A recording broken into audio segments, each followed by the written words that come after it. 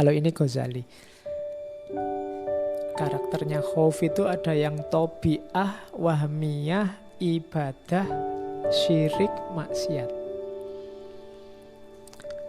Tobi'ah itu alami, yang tadi yang manusiawi tadi boleh. Yang sehat, yang rasional itu tobi'ah.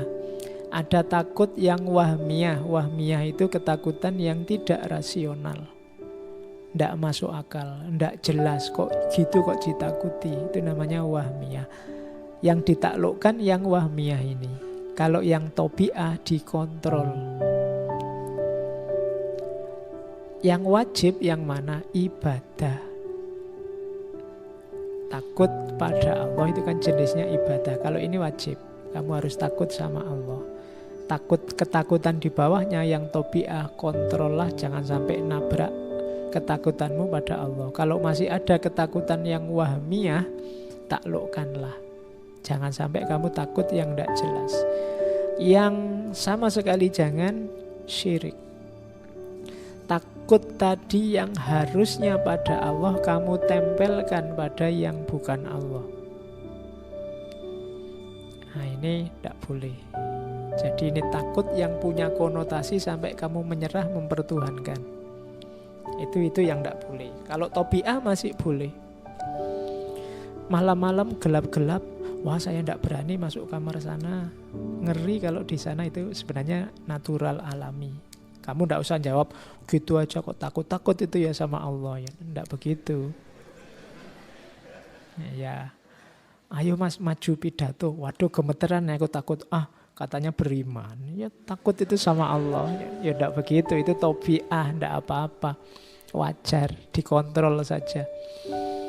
Yang tidak boleh itu takut yang kemudian yang ditakuti jadi objek kayak Allah disembah, ditaati 100%. Itu namanya jenis khauf yang jadi syirik. Atau maksiat, ketakutan yang melahirkan maksiat itu tidak boleh. Menyebabkan melakukan sesuatu yang diharamkan. Waduh aku takut ya tidur sendirian, berdua yuk. Itu tidak boleh. Kan alami Pak, dasarnya ketakutan, tidak boleh melahirkan maksiat. Oke, itu macam-macamnya khauf.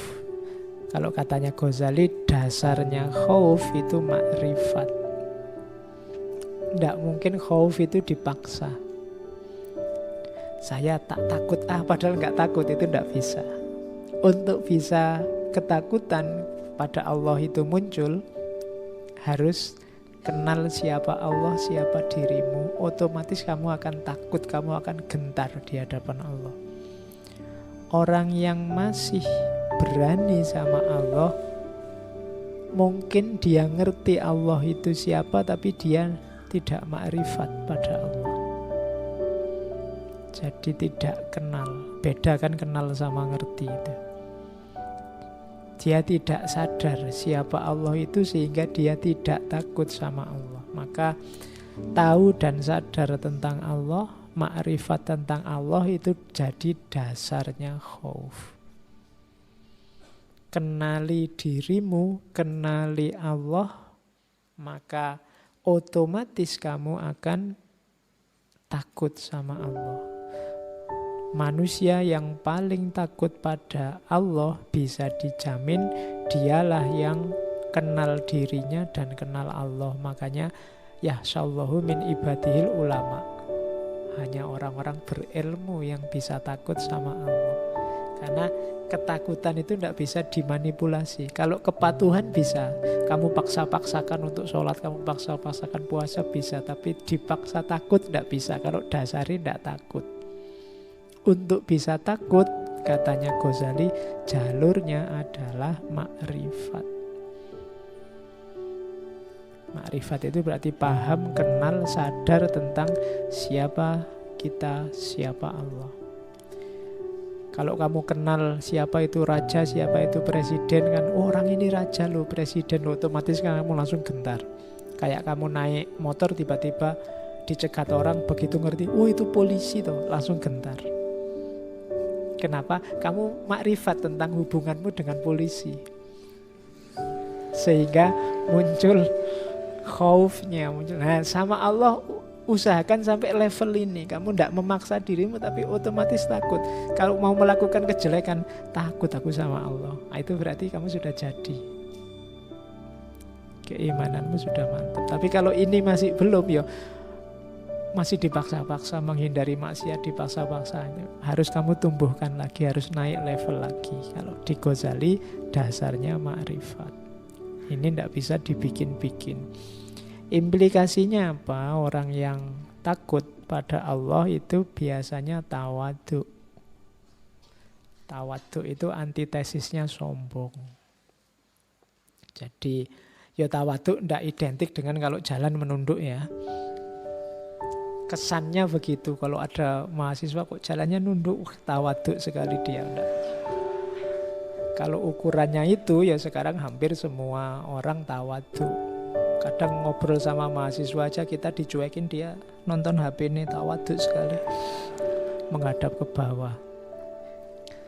Jadi tawadhu, enggak sombong, enggak merasa besar, betapa kecilnya dirinya. Itu implikasi dari khauf. Orang yang sombong tidak mungkin dia punya rasa takut. Maka kebalikannya, orang yang punya khauf, punya takut, pasti tawadhu.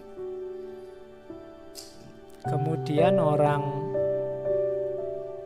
takut itu punya karakter lanjutan, yaitu pasti dia iffah dan warok.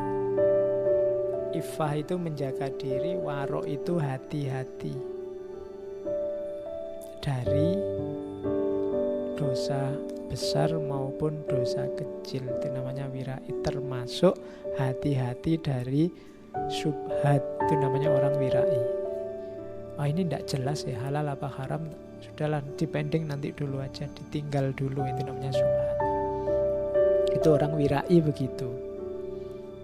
Jangankan yang haram, yang syubhat aja dia tidak mau, itu wirai. Orang yang wirai pasti nanti terjaga dirinya, namanya iffah. Terus siddiq. Siddiq itu orang yang menempuh jalur lurus. Itu implikasinya orang takut sama Allah. Kemudian ilm, pasti dia punya ilmu. Kalau Ghazali tadi kan ma'rifat. Orang bisa takut itu pasti karena dia ma'rifat, paham siapa dirinya, siapa Allah. Maka dia ada di makom ilm. Dan yang terakhir pasti takwa. Kadang-kadang bahkan takwa ini didefinisikan takut kepada Allah, karena memang dekat. Orang yang takut pasti takwa. Jadi itu implikasinya. Kalau ingin tahu orang ini takut enggak sih sama Allah, coba cek parameter-parameter itu. Yang bisa kalian lihat itunya. Dia tawadhu apa enggak, terjaga apa tidak, kemudian lurus apa tidak orangnya, kemudian berilmu apa tidak, dan takwa apa tidak. Itu ukuran-ukuran seorang yang takut. Kalau masih tidak punya itu, sebenarnya ya mungkin takutnya masih dipaksa-paksa.